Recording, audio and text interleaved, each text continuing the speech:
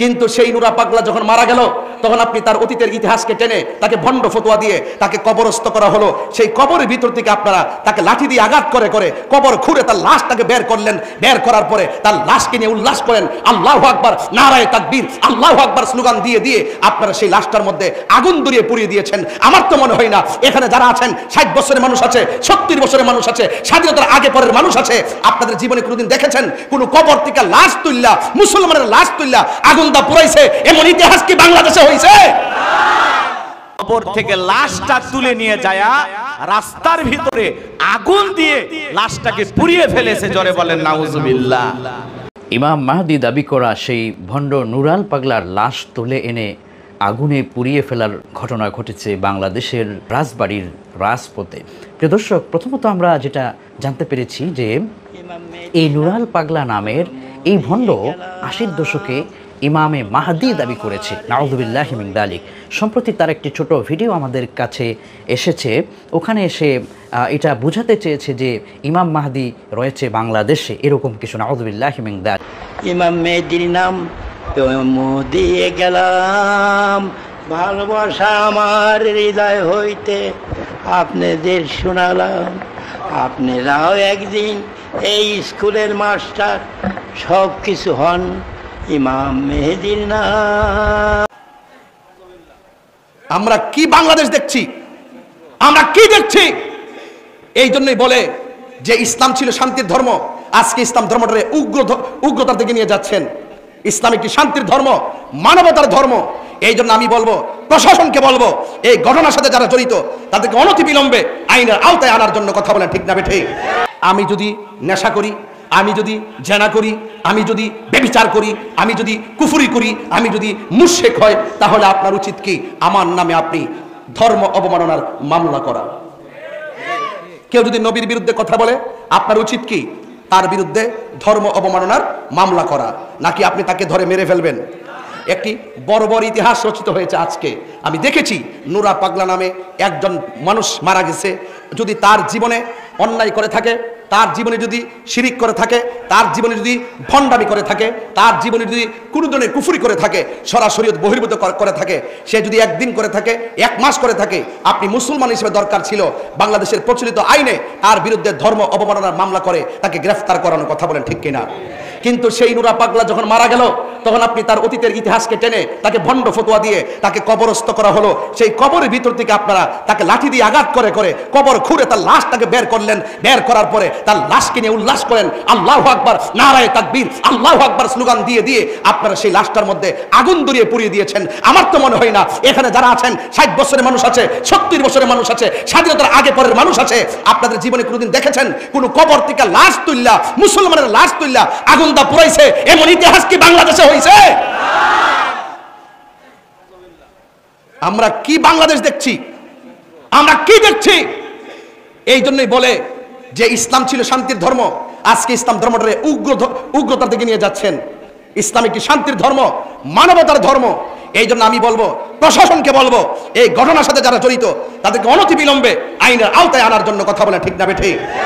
আজকে আপনি কোন ব্যক্তি ভণ্ড, কে ভালো মন্দ যখন মারা যায় তখন সেটা আল্লাহর হাতে ছেড়ে দিতে হয়। কথা বলেন, ঠিক না বেঠিক? আপনি বলুন তো, একটা মানুষ মারা যাওয়ার পরে কবর থেকে উঠায় আগুন ধরানো কি ইসলাম অ্যালাউ করে? কথা বলে অ্যালাউ করে? সে মারা গেছে, সে যদি ভণ্ড হয়, সে যদি প্রতারক হয়, সে যদি জাহান্নামী হয়, জান্নাতি হোক বা জাহান্নামী হোক, এটার ফায়সালা আল্লাহ করবেন। আমরা দেখেছি বিগত 24 সালের 5 আগস্টের পরে আমাদের 90টা মাজারের মধ্যে আগুন ধরে দেওয়া হয়েছে। সেদিন থেকে, ওই দিন থেকে যদি সরকার তাদের লাগাম টেনে ধরতো, আজকে কবরের ভিতর থেকে লাশ টেনে আগুন ধরাই দিত না। কথা বলেন, ঠিক কিনা বলেন? আমাদের 95টা মাজারের মধ্যে আগুন লাগাই দেওয়া হয়েছে। এই দেশে ইসলাম এনেছেন আল্লাহর ওলিগণ, এই দেশে শান্তির বার্তা ঘরে ঘরে পৌঁছে দিয়েছেন আল্লাহর ওলিগণ। সেই আল্লাহর ওলির মাজার ধরে আগুন লাগাই দিয়েছেন। বুঝতে হবে আপনারা ইবনু আব্দুল ওয়াহাব নজদির এজেন্ডা এই দেশে বাস্তবায়ন করতে চান। কথা বলেন, ঠিক কিনা? আহলে সুন্নাত ওয়াল জামাত এগুলো বরদাস্ত করবে না। শান্তিতে কথা বলি, ভদ্রভাবে কথা বলি, খানকাই বসে আমরা মুরাকাবা মুশাহাদা করি, আমাদেরকে রাজপথে নামতে বাধ্য করবেন না, বলে দিলাম, ঠিক কিনা বলেন? আমাদের 95টা মাজারের মধ্যে আগুন লাগাই দেওয়া হয়েছে। এই দেশে ইসলাম এনেছেন আল্লাহর ওলিগণ, এই দেশে শান্তির বার্তা ঘরে ঘরে পৌঁছে দিয়েছেন আল্লাহর ওলিগণ। সেই আল্লাহর ওলির মাজার ধরে আগুন লাগাই দিয়েছেন। বুঝতে হবে আপনারা ইবনু আব্দুল ওয়াহাব নজদির এজেন্ডা এই দেশে বাস্তবায়ন করতে চান। কথা বলেন, ঠিক কিনা? আহলে সুন্নাত ওয়াল জামাত এগুলো বরদাস্ত করবে না। শান্তিতে কথা বলি, ভদ্রভাবে কথা বলি, খানকায় বসে আমরা মুরাকাবা মুশাহাদা করি, আমাদেরকে রাজপথে নামতে বাধ্য করবেন না বলে দিলাম, ঠিক কিনা বলেন? কবর থেকে উঠাইয়ে তার গায়ে আগুন ধরাইছো, তুমি কয় নম্বর তুমি জানো নি? কথা বলেন ঠিক না বেটি? বেশি আল্লাহ আল্লাহ বেশি বেশি আল্লাহ আকবার স্লোগান দিলে কি মুমিন হওয়া যায়? মুমিন হইতে গেলে নবীর মহব্বত লাগে। কথা বলেন ঠিক না বেটি? এই জন্যই আপনাদেরকে অনেক সময় ধর্ম ব্যবসায়ী বলে, এই জন্য আপনাদেরকে উগ্রবাদী বলে, এই জন্য আপনাদেরকে জঙ্গিবাদী বলে, এই জন্য আপনাদের প্রতি মানুষের আস্থা বিশ্বাস দিনে দিনে উঠে যাচ্ছে, সত্যিকার ইসলামটা কলঙ্কিত হচ্ছে। কথা বলেন ঠিক না বেটি? যারা এই ঘটনার সাথে জড়িত অনতি বিলম্বে তাদেরকে আইনের আওতায় আনতে হবে। কথা বলেন ঠিক না বেটি? আমরা এই জন্য ইন্টারিম গভর্নমেন্টকে বলবো অনতি বিলম্বে সেই উগ্রবাদীদেরকে আইনের আওতায় আনা হোক। আমি আশা করব সকল ধর্মবর্ণ যত দলের লোক আছেন প্রত্যেককে বলবো এই ঘটনার তীব্র নিন্দা জানানোর জন্য। কথা বলেন ঠিক না বেটি? এটা অত্যন্ত দুঃখজনক।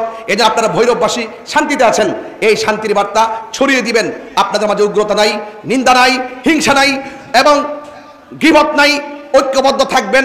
দেখবেন রাসূল পাকের আদর্শ যদি হৃদয়ে লালন করেন, দেখবেন ইনশাআল্লাহ এই সমাজ শান্তির সমাজ হয়ে যাবে। কথা বলেন ঠিক কিনা? তা আমার নবী দুনিয়াতে এসেছেন হেদায়েতের নূর নিয়ে। কথা বলেন না? আমার নবী এসেছেন অন্ধকার ঘর আলোকিত করার জন্য। আমার নবী দুনিয়াতে এসেছেন অন্ধকার হৃদয়কে আলোকিত করার জন্য। সেই জন্য আমি আপনাদেরকে অনুরোধ করব, রাসূল পাক যা নিয়ে এসেছেন তা আমাদেরকে গ্রহণ করতে হবে। এখন বলুন, আমার নবী কি নামাজের পক্ষে না বিপক্ষে? আরো বড় করে বলুন, পক্ষে। এখন নামাজ আপনি পড়তে যান না, এই জন্য আমরা কি গিয়ে আপনার ঘরে আগুন লাগাই দিব? কথা কন না কেন? আপনার কাজ হলো দাওয়াত দেওয়া, মানা না মানা তার ব্যাপার। একবার অন্যায় করে যা কিছু করে তার বিচার আল্লাহ করবেন। আপনার যদি গায়ে লাগতো তাহলে আপনি তার বিরুদ্ধে অ্যাকশন নেন, আইনি পদক্ষেপ নিতে পারতেন। কিন্তু আমার মনে হয় এই সংস্কৃতিটা ভালো সংস্কৃতি না। আজকে হয়তো বা আপনি কাউকে তুলে আগুন ধরাই দিবেন, আরেকদিন এমন তো হতে পারে আপনাকে তুলে হাড্ডি সহকারে গাঙ্গে বাসায় দিতে পারে। তাহলে কি সংস্কৃতি আপনি দেখাচ্ছেন? এটার নাম ইসলাম না। এইরকম আচরণ ইসলাম অ্যালাউ করে না। আল্লাহ আমাদের সকলকে বোঝার তৌফিক দান করুক, আমিন কর। আরো বড় করে বলেন আমিন।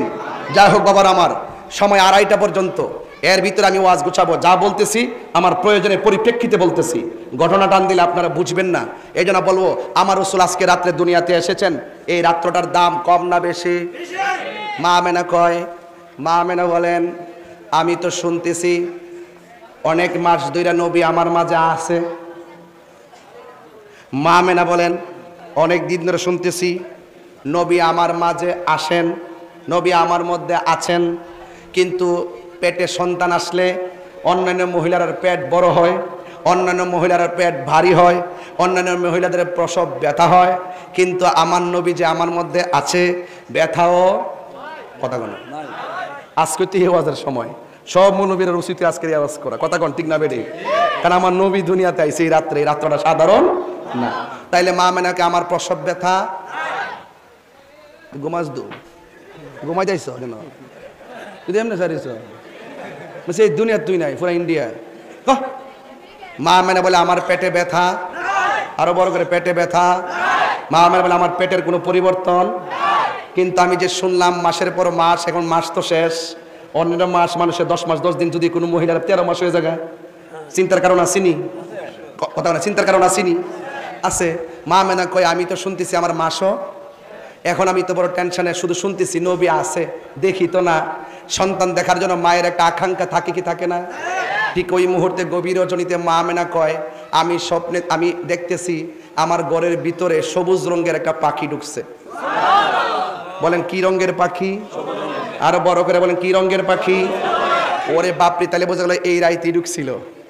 ফাতেহা মাহফিলটা তো বড় রহস্যের মাহফিল। চাঁদের তারিখ নিয়ে প্রতি বছরে আমার লোক একটা ঠেলা ঠেলি লাগে। এবার যেই তুফান গেছে, মাসুম ভাইয়ের জ্বালা, রায়হান ভাই, মাসুম ভাই, রাজন ভাই, যারা আমাদের সুন্নি ভাইরা, উবাইদুল্লাহ সাহেব সহ